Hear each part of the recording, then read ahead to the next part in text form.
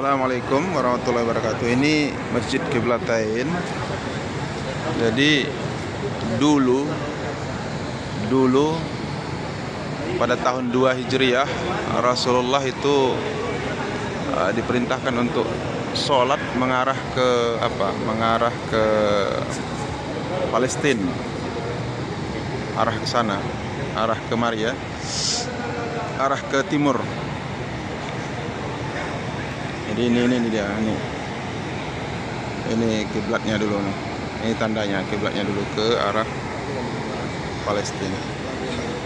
Lalu kemudian setelah beliau sedang sholat dalam 2 rakaat, turun perintah untuk melaksanakan arah kiblat sholatnya itu ke arah Makkah Al-Mukarramah.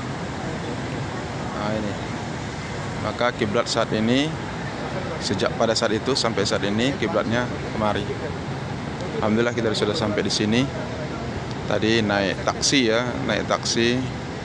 supirnya orang Arab dengan ongkos taksinya 20 rial dari Masjid Nabawi ke Masjid Qiblatain.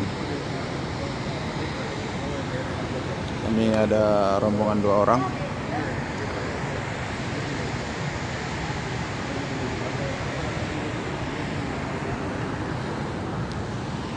Assalamualaikum warahmatullahi wabarakatuh.